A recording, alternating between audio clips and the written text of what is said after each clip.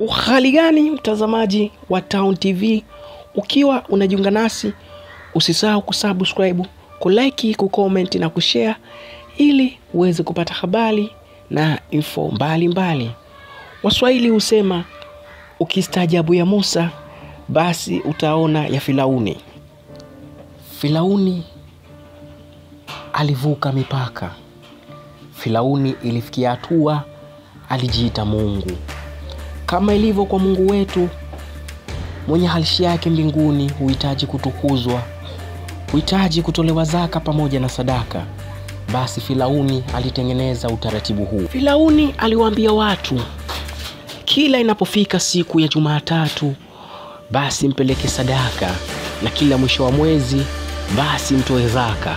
Hakika Firauni alikuwa na vitimbwi venye kuvuka mipaka. Kulikuwa kuna bwana mmoja mchimbaji madini, alijulikana kama Sharma. Sharma alikuwa mchimbaji madini maarufu, tena maarufu sana. Bwana Sharma alimpenda kweli Firauni. Kila alichokipata alitamani kumpelekea Firauni ili aweze kumtukuza na kumsifu Mungu wake ambaye ni Firauni aliyejaalana, ambaye alijiita Mungu. Bwana Sharma katika harakati zake alibahatika kupata kioo. Akasema kioo hiki lazima nikipeleke kwa Firauni kama zawadi. Basi alingojea mpaka siku ya Jumatatu. Bwana Sharma alipeleka kioo hii kwa Firauni. Firauni alishangaa, alishtuka. Akiwa ndani ya chumba cha peke yake, alishangaa kuona mtu ndani ya kioo kile. Hakika ulikuwa mtofaano mkubwa sana, kwani kila alichofanya yule mtu wa ndani ya kile kioo alifanya. Firauni alipiga ukunga, alipiga kelele nyingi kuwaita. Walinzi wake nao hawakusita, waliingia pamoja na mapanga pamoja na vifaa vizito. Kisha Firauni aliwaambia, kuna mchawi ndani ya hiki chumba, amejificha katika hiki kidude.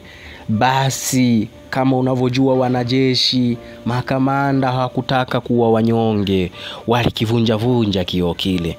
Baada ya kukivunja kioo kile, kila aliyeshika kipande naye alijiona.